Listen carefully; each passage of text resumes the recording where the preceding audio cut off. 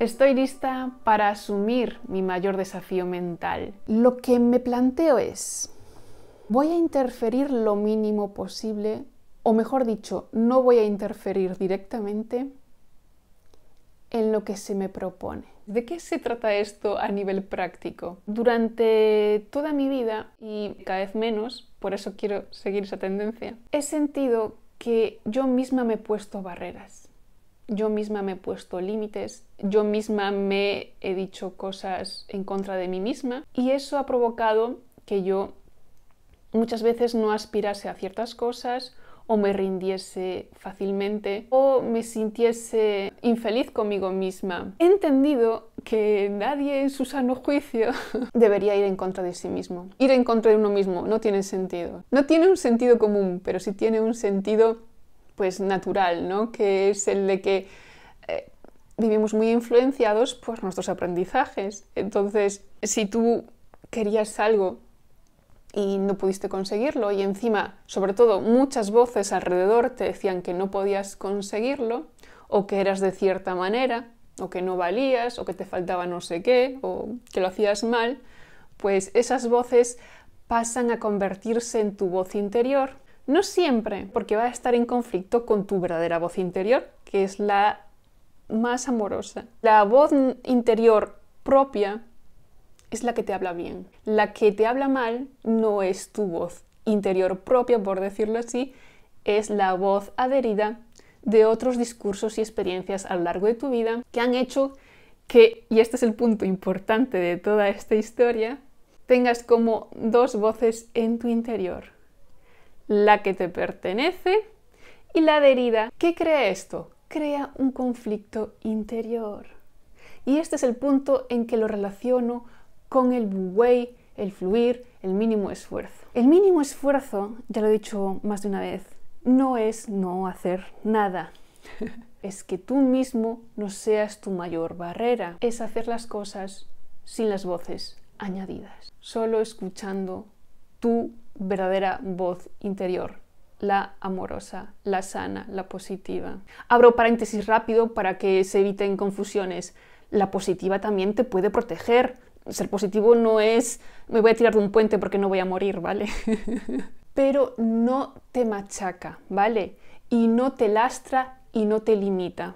En el taoísmo se concibe que hay un curso natural de las cosas y que la vida funciona mucho mejor si respetamos ese curso natural de las cosas con la mínima intervención. Puede parecer que tú tienes que estar allí como un ser contemplativo, totalmente casi carente de acciones y sin voluntad. Y no se trata de eso. Esta es mi propia interpretación, ¿vale? No estoy diciendo que esta sea la interpretación porque, como ya sabemos, todo lo que se diga del Tao no es el Tao. Me gustaría que tuvieses esto muy en cuenta. Al menos si te interesa lo que estoy diciendo. Y es que la mínima intervención puede ser perfectamente que tú desees hacer muchas cosas y hagas muchas cosas y te permitas hacer muchas cosas. Y el sin esfuerzo no es que tú no hagas ninguna acción, ningún esfuerzo para llevarlas a cabo. Es que tú respetes que quieres hacer esas cosas y te pongas a hacerlas.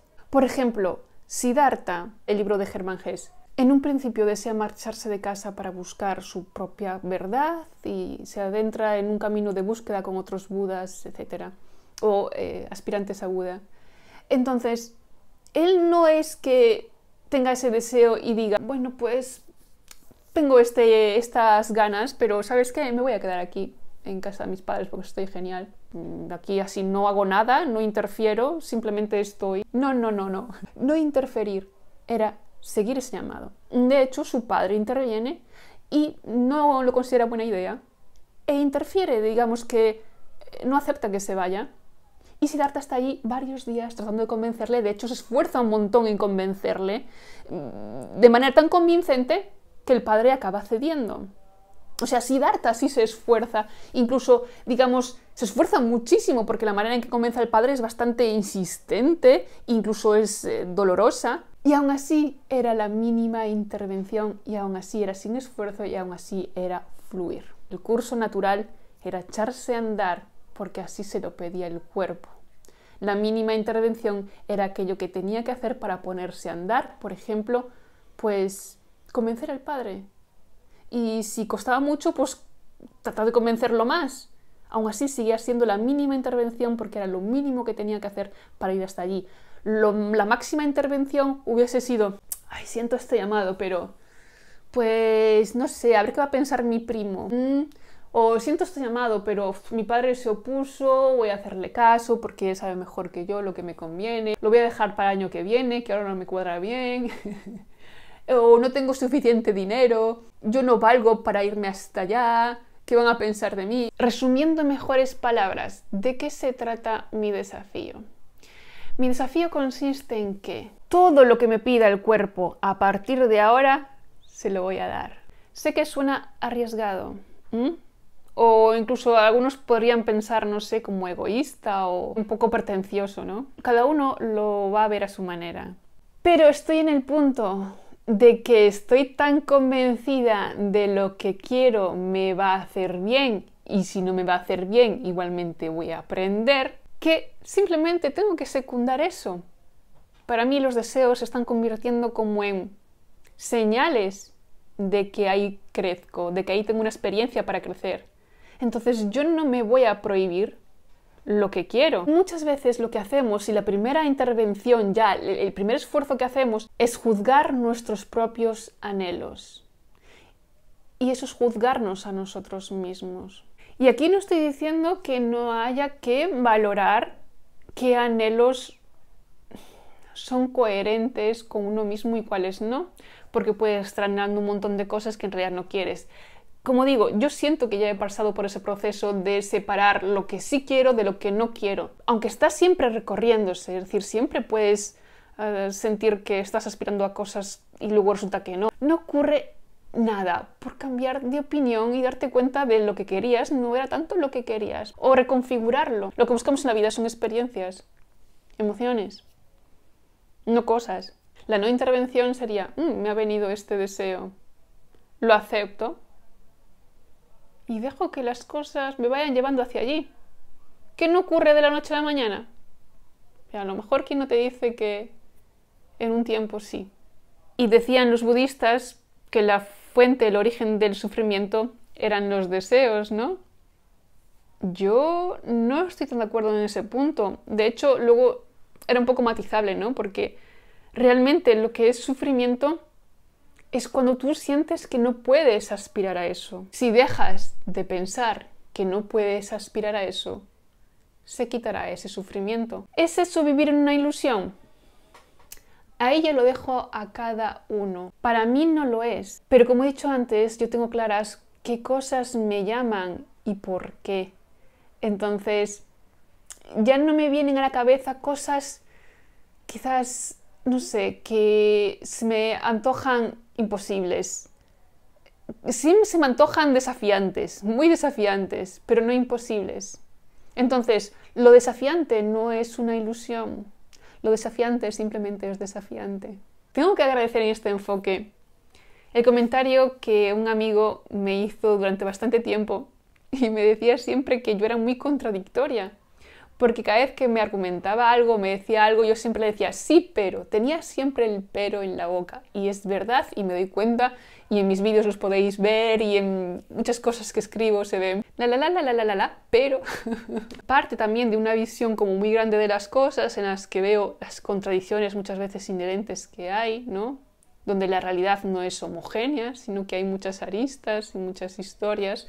Y veo una cosa, pero también veo la otra, ¿no? Pero al mismo tiempo me doy cuenta de que si aplico continuamente eso en mi vida, lo que hago es poner un pero a cada cosa que quiero hacer. Pesan más las barreras interiores que los desafíos que pudieras enfrentar en el exterior. Voy a eliminar el conflicto de mi mente. Cada vez que deseo algo, solo veo las cosas que me llevan a ese algo. Solo veo el camino. Las barreras, en su determinado momento y con su justa medida de esfuerzo, las iré pasando. Y si en algún momento la barrera es tan grande que no la puedo pasar, uno siempre puede reconducir su camino. La vida, al fin y al cabo, siempre es presente. Muchas veces El futuro es consecuencia de nuestra vida presente y de nuestras decisiones presentes. Los que me conocéis en el canal sabéis que yo tengo una visión bastante a veces crítica de las cosas, en las que cuestiono cómo funciona buena parte del sistema y otras historias. No es incompatible con esto. En algún momento llegué a pensar que era incompatible ver las cosas de manera positiva y solo centrarme en lo que sí y trabajar en uno mismo para superarse. Y dices, bueno, pero ¿y qué pasa con el mundo? ¿Se trata solo de individualidad, de lo que uno puede hacer y quien puede hacer menos, que se queda descolgado? Para mí no es incompatible seguir tu llamado, respetarte y quitar voces adheridas y construir una comunidad y construir una mejor vida en conjunto. Si primero tú construyes un mundo interior bonito en el que habitar y luego, ya me emociono, y luego vas como contagiando ese mundo interior a tu alrededor. Lo mejor de esto es que incluso los deseos pierden expectativas, es decir, yo sí deseo cosas y voy a ir a por ellas sin interponerme, pero si no cumplen las expectativas, por decirlo así, no pasa nada, no tengo expectativas. Sí tengo expectativas, pero no las tengo. Sí tengo expectativas, pero no hay nada que me pueda destruir porque nada es tan importante en mi vida como para desmoronarme. Yo ya estoy bien, busco expandirme, eso me hará sentir mejor. Creo que es importante entender hasta qué punto podemos ser nuestra propia barrera, podemos ser nuestro propio esfuerzo. Hay que simplemente hacer un movimiento del pensamiento y dejarlo de un lado. En el momento que estás mareando el pensamiento del sí al no, del no al sí, pues es cuando desgastas muchísima energía. Quédate en el sí. No significa, como digo, ser un iluso, no significa ser un engreído, solo significa que te respetas. Y cuando uno se respeta, difícilmente va a ir haciendo daño a los demás. Pocos deseos son egoístas y dañinos cuando nacen del verdadero sentimiento de querer crecer, y crecer muchas veces genera paz y agradecimiento. La verdad, trato de verla algo negativo, pero ya ni el conflicto me da para eso. Os recuerdo que ofrezco asesorías privadas, información que dejaré en la caja de descripción y en el comentario fijado. Me podéis seguir en mis redes sociales. Larga vida al Tao y nos vemos en el próximo.